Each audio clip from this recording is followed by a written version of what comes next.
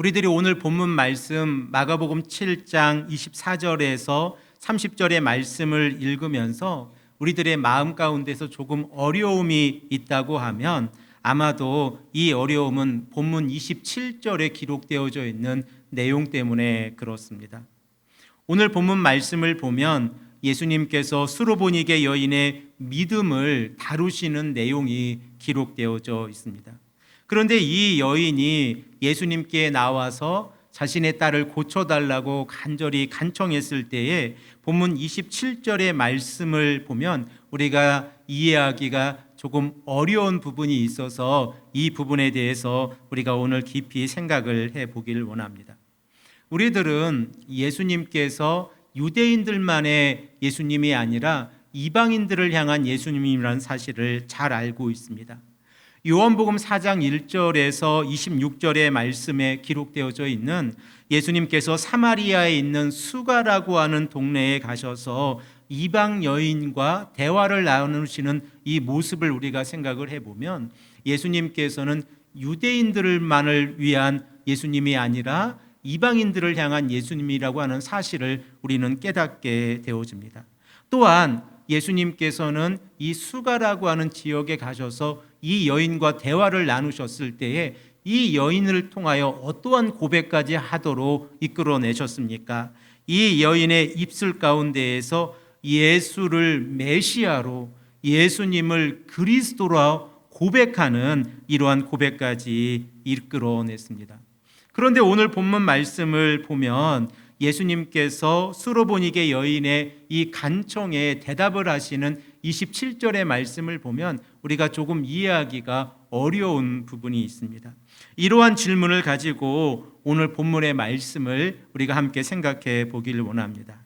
예수님께서는 갈릴리 북서쪽의 게네사렛 지역에서 이제 집에서 제자들을 가르치셨고 이제 장소가 옮겨지게 되어지는데 북쪽으로 이동하셔서 지중해 연안에 위치하고 있는 두로라고 하는 지역으로 가게 되셨습니다. 그리고 신약 시대에 이 두로라고 하는 지역은 이방인들이 중심적으로 살고 있었던 곳이므로 유대인들에게는 조금 가기를 꺼리는 장소였습니다. 그러나 예수님께서는 이 두로에 가셨다는 사실을 본문에서 기록이 되어져 있습니다. 우리는 마가복음 3장 8절 말씀을 근거해서 예수님께서 안식일에 회당에 들어가셔서 한쪽 손 마른 사람을 고쳐주시는 사건이 이 두로의 지방까지 전파됐다는 사실을 알게 되어졌습니다. 그래서 마가복음 3장 8절의 말씀을 보면 그 두로 지역에 살고 있는 사람들도 예수님께 나아왔다라는 이 말씀이 기록이 되어져 있습니다. 그리고 오늘 본문 말씀 24절의 말씀을 보면 이제 예수님께서 정결법에 대해서 가르치시고 난 이후에 두로 지방으로 떠나시는 그 내용이 기록되어져 있는데 우리 다 함께 24절의 말씀을 읽겠습니다. 예수께서 일어나사 거기를 떠나 두로 지방으로 가서 한 집에 들어가 아무도 모르게 하시려 하나 숨길 수 없더라. 이미 예수님의 명성은 유대인 지역뿐만 아니라 이방인들에게까지도 널리 전파가 되어졌습니다. 마가는 예수님께서 두로에 가셨을 때에 예수님께서 두로에 오셨다는 이 사실을 숨기려 했다라고 말씀을 하고 있는데 예수님의 명성으로 인하여 그 누구도 예수님께서 이 두로에 오셨다는 것을 알지 못하는 이들이 없을 만큼 예수님께서 두로에 오셨다는 사실이 알려졌고 그리고 이로 인하여 오늘 수로보니게 여인의 믿음을 다루시는 내용이 기록되어져 있습니다. 그런데 우리는 한 가지 깊이 있게 생각을 해야 되는 것이 예수님께서 두로에 가셨다고 하면 그것도 해안가이지 않습니까? 그러면 배를 띄우셔서 많은 무리들을 모으시고 또한 그곳에서 하나님의 나라에 대해서 가르칠 수 있다고 하시면 복음을 더 많이 전파할 수 있는 거 아닙니까? 그런데 오늘 본문 말씀을 보면 예수님께서 두로 지방에 가셨고 그리고 한 집에 들어가셨는데 마가는 이 집에 가신 예수님의 이 사건을 숨기려고 했다라고 기록을 하고 있습니다. 그리고 또한 우리가 주목해서 보아야 되는 것은 예수님께서 집에서 집으로 이동을 하셨다는 겁니다. 우리가 지난주의 시간을 통하여 마가복음에서 이 집이라고 하는 곳은 사적인 공간이면서 예수님께서 제자들을 교육하시는 교육의 장소가 된다라고 하는 사실을 우리는 깨달았습니다. 그러므로 마가가 예수님께서 두로 지방에 가셨을 때 집 안에 들어가셨다라고 기록을 하고 있는 이 내용을 우리가 살펴보면 예수님께서 이 집 안에서 두로에 거하고 있는 이 집 안에서 무엇인가를 가르치시겠다라고 하는 기대를 우리가 갖게 되어집니다. 자, 이러한 생각을 가지고 오늘 본문 말씀을 생각을 해 보기를 원하는데, 우리들은 한 가지 더 깊이 있게 생각을 해 보아야 하는 것은 왜 예수님께서 게네사렛 땅에서 두로에 가셨을까 하는 생각입니다. 그 내용을 우리가 마가복음 7장의 내용과 연결을 해서 생각을 해 보면 좋은데, 마가복음 7장에 어떠한 내용들이 기록되어져 있었습니까? 제자들이 손을 씻지 않고 음식을 먹는 것이 유대인들의 시각에서 보기 좋지 않았습니다.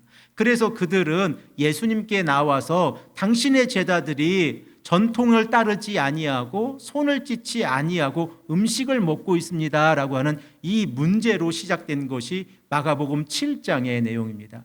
그리고 예수님께서는 이 손을 씻는 법에서 더 발전시키셔서 정결한 것과 부정한 것을 나누는 것이 무엇인가라고 하는 그 결론에 이르게 되셨는데, 사람이 먹는 것으로 사람의 몸을 더럽게 하는 것이 아니라 사람의 마음에 있는 악한 생각, 곧 6가지 복수로 기록되어져 있는 금지된 행동들과 6가지 단수로 기록되어져 있는 금지된 생각으로 인하여 사람이 악하게 되어지고 그리고 부정하게 되어진다라는 사실을 가르치셨습니다. 그리고 이러한 내용이 오늘 이제 이방인 지역에서 예수님이 거하시는 이 본문을 통하여 나타나게 되어지는데, 유대인과 이방인의 문제까지 확장되어진다는 사실을 우리는 알게 되어집니다. 오늘 본문 말씀을 보면 이 본문에 등장하고 있는 수로보니게 여인은 이방인의 여인입니다. 그런데 그녀가 예수님을 찾아갔다고 하는 것입니다. 그러면 이 집이라고 하는 장소에서 교육이 일어난다고 하는 사실을 우리가 배경으로 알고 있는데, 예수님께서는 이 스로보니게 여인의 믿음을 통하여 무엇을 가르치고 계실까를 우리가 깊이 있게 생각해 보기를 원합니다. 우리가 말씀에 들어가기 전에 결론을 하나 내고 들어간다고 하면, 예수님께서는 이 정결법에서 발전을 시키셔서 이제 유대인과 이방인의 이런 구분조차도 없애버리시는 사역이 오늘 본문 말씀을 통해서 이루어진다고 하는 사실입니다. 유대인들에게 있어서 이방인들은 하나님의 택하심을 받지 아니하는 자들입니다.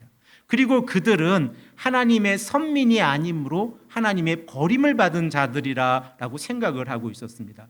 그러므로 예수님께서 유대인이신데 유대인인 예수님께서 이 이방인의 대표 지역인 두로에 가신다고 하는 것은 사람들에게 많은 이슈가 됐을 것입니다. 그런데 예수님께서는 제자들을 데리고 이 두로에 가셨고, 그리고 집 안에 들어가셨을 때 제자들에게 마치 7장에서 기록되어져 있는 이 예수님의 가르침에 대한 현장 실습이 이곳에서 일어나고 있는 것처럼 가르치고 계신 내용이 본문에 기록되어져 있습니다. 자, 그러면 우리 다 함께 25절, 26절의 말씀을 읽겠습니다. 이에 더러운 귀신 들린 어린 딸을 둔 한 여자가 예수의 소문을 듣고 곧 그 발 아래 엎드리니, 그 여자는 헬라인이요 스로보니게 족속이라 자기 딸에게서 귀신 쫓아내 주시기를 간구하거늘. 우리들은 본문 25절의 말씀을 통하여 좀 주목해서 보아야 될 단어가 있는데, 정결한 법과 부정한 법과 관련돼서 우리에게 주목해서 보는 것은 더러운 귀신이라고 하는 이 단어와 헬라인이요 스로보니게 족속이라고 하는 이 단어의 의미입니다. 우리가 예수님께서 정결한 것과 부정한 것을 나누셨을 때에 사람들은 그 정결한 것과 부정한 것을 손을 씻는 자신들의 장로들의 전통을 가지고 나누셨지만 예수님께서는 마음의 기준을 통하여 나누셨습니다. 자, 그러면 25절과 26절의 말씀을 보면 유대인들의 입장에서 봤을 때에 부정한 것은 무엇입니까? 바로 더러운 귀신이었고, 그리고 헬라인이요 스로보니게 족속의 이 여인이 부정한 사람으로 들어가 있습니다. 그런데 예수님께서는 이 여인에게 어떻게 대답을 하셨는가가 우리에게 주목하게 되어지는데, 오늘 본문 말씀 25절의 말씀을 보면 이 여인이 어떠한 마음의 상태를 가지고 예수님께 나왔는지를 우리가 깨닫게 되어집니다. 이 여인은 예수님을 만나자 그 발 앞에 엎드렸습니다. 이 엎드렸다라고 하는 이 표현을 통하여 이 여인이 얼마나 간절하게 예수님을 만나고 있는지를 우리가 생각을 하게 되어지고, 또한 예수님의 능력과 예수님의 권위를 인정하고 있는 표현이 발 앞에 엎드린다고 하는 표현을 우리는 마가복음을 통하여 읽어왔습니다. 마가복음 3장 11절 말씀을 보면 더러운 귀신 들린 자들이 예수님을 그리스도라고 고백했을 때에 그들이 어떻게 행동했습니까? 예수님의 발 앞에 나와 엎드렸습니다. 또한 마가복음 5장에 12해 동안 혈류증을 앓고 있던 여인이 자신이 예수님의 옷자락을 만진 이 사건이 모든 사람들에게 드러나자 이 여인이 한 행동이 무엇입니까? 예수님의 발 앞에 와서 엎드렸습니다. 결과적으로 이 여인이 오늘 본문에 등장하고 있는 이 스로보니게 여인이 예수님의 발 앞에 와서 엎드렸다고 하는 것은 예수님을 향한 간절함이 있었고, 그리고 또한 예수님의 권능과 예수님의 능력을 인정하고 있었던 것입니다. 그런데 문제가 발생하고 있습니다.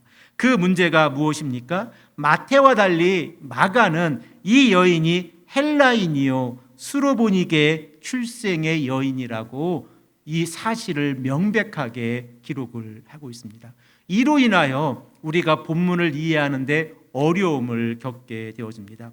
비록 이 여인이 이방인으로서 삶을 살아가고 있었지만 이 여인이 예수님의 발 앞에 와서 엎드렸다라고 하는 이 고백을 통해 우리가 알 수 있는 것은 이 여인이 하나님을 두려워하는 자로 살아가고 있었고 예수님의 능력을 믿고 있었다고 하는 사실을 알게 되어집니다. 자, 그리고 이 여인이 예수님께 간구하고 있는 내용이 무엇입니까? 자신에게 어린 딸이 있는데 그 딸이 귀신이 들렸다는 겁니다. 그러므로 이 귀신 들린 어린 딸을 고쳐주시옵소서라고 하는 이 믿음을 가지고 왔습니다. 이 여인의 믿음을 한번 생각해 보십시오. 만일 우리에게 우리 자녀들이 어려움이 있거나 그리고 병으로 인하여 예수님을 만나야 될 상황이 있다고 하면 우리들은 우리의 자녀들을 집에 두고 오겠습니까? 아니면 예수님께 함께 데리고 가겠습니까? 아마도 우리 모두는 후자일 것입니다. 그런데 이 여인은 예수님의 능력을 믿고 있었습니다. 그래서 예수님께 자신의 딸을 데리고 가지 않았고 예수님께서 말씀만 하시면 자신의 딸을 고쳐주신다고 하는 믿음을 가지고 예수님의 발 앞에 나와 무릎을 꿇고 간절히 간청을 하고 있는데 본문 27절의 말씀을 보면 우리가 이해하기 어려운 내용이 나옵니다. 우리 다 함께 27절의 말씀을 읽겠습니다. 예수께서 이르시되 자녀로 먼저 배불리 먹게 할지니 자녀의 떡을 취하여 개들에게 던짐이 마땅치 아니하니라. 이 27절의 예수님의 말씀으로 인하여 우리가 예수님께서는 유대인들의 예수님이셨나라고 하는 생각을 하게 되는 것입니다. 그리고 오늘 본문 말씀을 보십시오. 27절 말씀을 보면 유대인으로 대표되어지는 그 인물이 누구입니까? 자녀입니다. 자, 그러면 이방인으로 대표되어지는 그 인물, 이방인으로 대표되는 것은 무엇입니까? 바로 개입니다. 예수님께서 유대인들은 어린 자녀로 표현을 하고 계시고 이방인들은 개로 표현하고 있다는 것이 본문 27절에 기록되어져 있는 내용입니다. 그런데 이 말씀을 읽기 전에 우리가 1세기에 사람들이 이 개를 어떻게 취급하고 있었는지에 대해서 먼저 생각을 해 보아야 합니다. 우리들은 현대를 살아가고 있는 우리들은 이 개라고 하는 이미지를 가지고 있습니다. 물론 요즘에는 애완견으로서 그 이미지가 굉장히 좋아졌지만 일반적으로 개라고 했을 때의 그 이미지는 그렇게 좋은 이미지는 아닙니다. 높은 위치에 있는 이미지가 아니라는 것입니다. 그러므로 우리의 생각 가운데에서 예수님 당시의 개가 혹시 잡종으로서의 개나 아니면 야생화되어져 있는 개의 이미지가 아닐까라고 하는 생각을 갖게 되었습니다. 그러나 오늘 본문 말씀을 우리가 자세히 보면 이 개는 잡종으로서의 개나 야생화되어져 있는 개가 아니라 집 주인이 집 안에서 키우고 있는 개입니다. 이 사실을 우리가 꼭 기억을 해야 합니다. 물론 우리가 성경을 읽다 보면 이 개의 이미지가 돼지의 이미지와 함께 연관되기도 하고 또한 이 개의 이미지가 이단자의 이미지와 연결이 되기도 합니다. 하지만 오늘 본문에 등장하고 있는 이 개의 이미지는 주인이 있고 그 주인이 이제 이 개를 돌보는 이미지 가운데에서 기록이 되어져 있습니다. 그리고 예수님께서 말씀하고 계신 내용을 보면 시간적인 순서가 있다라는 것을 깨닫게 되어집니다. 다시 한번 27절의 말씀을 보십시오. 예수께서 이르시되 자녀로 먼저 배불리 먹게 할지니 자녀의 떡을 취하여 개들에게 던짐이 마땅치 아니하니라. 예수님의 말씀은 자신의 자녀들을 먼저 먹게 하고 나서 그 다음에 개들이 먹는 것이 마땅한 이치이지 않는가라고 말씀을 하고 있습니다. 그러므로 우리가 이 말씀을 읽을 때에 예수님께서 시간적인 순서를 가지고 이 말씀을 하고 있다는 사실을 깨닫게 되어집니다. 우리가 이 사실을 알고 있다고 하면 로마서 1장 16절 말씀에 사도 바울이 복음에 대해서 이야기할 때 이 시간적인 순서를 가지고 이야기한다는 사실을 알게 되어집니다. 우리 다 함께 로마서 1장 16절의 말씀을 읽겠습니다. 내가 복음을 부끄러워하지 아니하노니 이 복음은 모든 믿는 자에게 구원을 주시는 하나님의 능력이 됨이라. 먼저는 유대인에게요 그리고 헬라인에게로다. 사도 바울도 시간적인 순서를 가지고 유대인에게 먼저 복음을 증거하고 헬라인에게 복음을 증거해야 된다라는 이 뉘앙스를 가지고 있습니다. 그러나 로마서 1장 16절의 말씀을 보십시오. 이 복음은 모든 믿는 자에게, 유대인에게만 한정된 것이 아니라 모든 믿는 자에게 구원을 주시는 하나님의 능력이라고 말씀을 하고 있습니다. 그러므로 우리가 이러한 배경 가운데에서 오늘 본문 말씀을 읽어보면 이 여인의 대답 가운데에서 기분을 나쁘게 생각하거나 또한 이 여인이 자신을 개처럼 생각하는 예수님의 말씀을 듣지 아니하고 뛰쳐나아가는 것이 아니라 긍정적인 마인드를 가지고 28절에서 대답하고 있다는 사실을 우리는 깨닫게 되어집니다. 우리 다 함께 이 말씀을 읽겠습니다. 여자가 대답하여 이르되 주여 올소이다마는 상 아래 개들도 아이들이 먹던 부스러기를 먹나이다.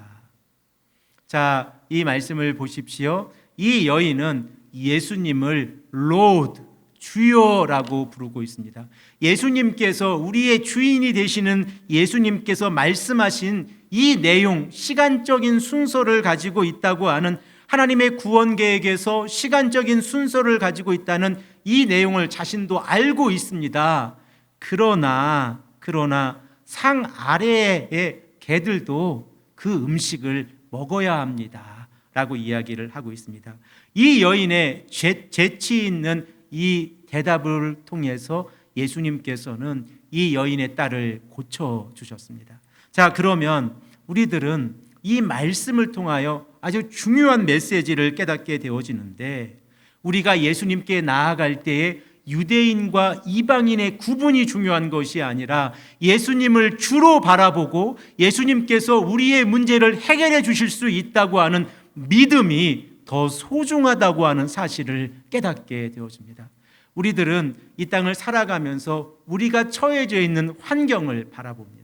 그리고 그 환경 가운데에서 우리가 예수님께 나아갈 수 있을까, 나아갈 수 없을까에 대한 이런 판단을 먼저 하는 경우가 있습니다. 그러나 우리가 가지고 있는 마음의 편견을 깨보십시오. 그리고 하나님의 능력에 대한 편견을 깨보십시오. 하나님께서는 하실 수 있습니다. 우리 쉴만한 물가교회와 함께 하시고 우리 성도님들의 삶 가운데에서 함께 하시고 임마누엘의 날개 아래 품어주시는 그 하나님의 능력을 우리가 믿기만 하면 하나님께서는 역사하신다는 사실을 우리는 믿게 되어집니다. 그러므로 이 말씀은 우리에게 적용되어질 때에 그 말씀의 능력이 클 줄로 믿습니다. 본문 29절에서 30절의 말씀을 보십시오.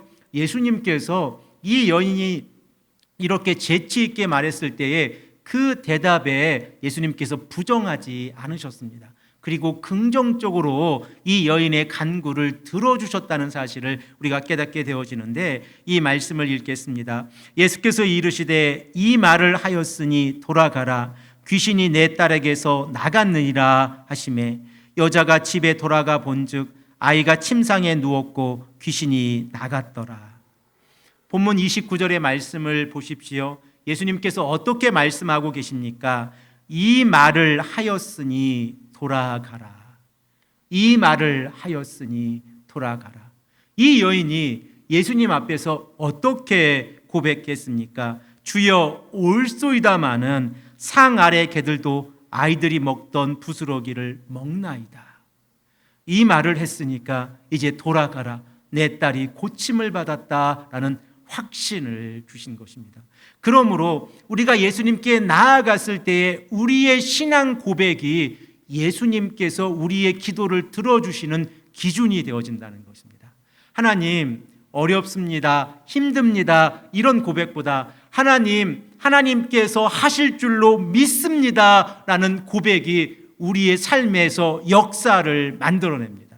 왜냐하면 오늘 본문 말씀에서도 이 연약하고 부족한 여인, 헬라인이요 수로 보이기의 여인으로서 유대인들의 입장에서 보면 사람으로서 취급을 받지 못한 여인이었지만 이 여인이 예수님께 나아왔을 때에 예수님께서는 그녀의 기도를 들어주셨습니다. 그리고 응답해 주셨다는 것입니다. 우리들은 예수님께서 이방인들을 향하여 복음의 길을 열어놓으셨다는 사실을 알고 있습니다. 이미 마가복음을 통하여 깨닫고 있는데 마가복음 5장 1절에서 20절의 말씀을 보면 유대인들이 가기를 꺼려하는 장소에 가셨습니다. 그곳이 바로 어디입니까? 거라사 지역입니다. 그리고 그 거라사 지역에는 무엇을 키우고 있는 지역입니까? 바로 돼지를 키우고 있는 지역입니다.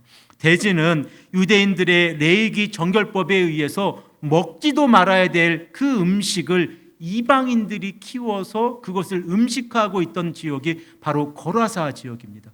그런데 예수님께서 스스로 그 지역에 찾아가셨고 군대 귀신 들린 자를 고쳐주셨습니다. 이 사역을 통하여 예수님의 사역은 유대인들에게만 한정되어져 있는 것이 아니라 이방인들에게도 이 예수님의 사역이 오픈되어져 있다는 사실을 우리는 깨닫게 되어집니다. 그리고 오늘 본문 말씀을 보십시오. 이제 예수님께서 두로 지역에 가셨을 때에 이 여인이 찾아왔습니다. 그리고 간절히 간구했을 때에 그 기도를 들어주셨다고 하는 이 내용을 우리가 살펴보면 예수님께서 이방인들을 향한 이 놀라운 구원 계획을 가지고 계시다는 사실을 우리는 알게 되어집니다. 우리 또한 이 땅을 살아가면서 유대인이 아니라 이방인으로 살아가고 있지 않습니까? 그러나 예수님께서는 유대인과 이방인의 구분이 중요한 것이 아니라 누가 참 이스라엘의 백성인가가 중요하다고 로마서 9장에서 말씀하고 있지 않습니까? 누가 참 이스라엘입니까? 믿음을 소유하고 있는 자들입니다. 누가 참 이스라엘입니까? 하나님의 선택함을 받은 자들입니다. 그러면 누가 선택함을 받은 자들입니까? 하나님의 긍휼하심을 받은 자들입니다. 그러면 누가 긍휼하심을 받은 자들입니까? 하나님 앞에서 회개하는 자들입니다. 우리가 이러한 사도 바울의 가르침을 알고 있으므로 예수님께서 이 두로와 시돈 지역을 중심으로 해서 복음을 증거했을 때에 놀라운 역사가 일어났습니다. 또한 예수님께서 유대인 지역에서 오병이어의 기적을 베푸셨다고 하면 이 이방인 지역에서는 칠병이어의 기적을 베풀어 주셔서 4,000명이 먹고 남는 역사가 일어났습니다. 이로 인하여 이방인들의 삶 가운데에서도 복음이 전파되어지고 예수 그리스도의 능력이 나타나기 시작했습니다. 사랑하는 성도 여러분, 우리는 이 땅을 살아가면서 우리가 가지고 있는 한계로 하나님의 능력을 제한하면 안 됩니다. 우리는 오직 하나님만을 바라보고 하나님께서 우리의 삶을 인도해 가심을 믿으며 나아가야 합니다. 이렇게 나아갈 때에 유대인과 이방인의 구분이 사라질 것이고, 이렇게 나아갈 때에 하나님의 놀라운 역사가 우리의 믿음대로 실현되어질 줄로 믿습니다. 우리가 이번 한 주간 동안 살아갈 때에 간절히 기도하기는, 하나님, 우리가 믿고 있사오니 그 믿음의 역사가 우리들의 삶 가운데 일어나게 하여 주시옵소서라고 하는 간절한 기도가 우리들의 삶 속에서 이루어질 줄로 믿습니다. 이러한 복이 우리들의 삶 가운데 일어나기를 간절히 축복합니다. 함께 기도드리겠습니다.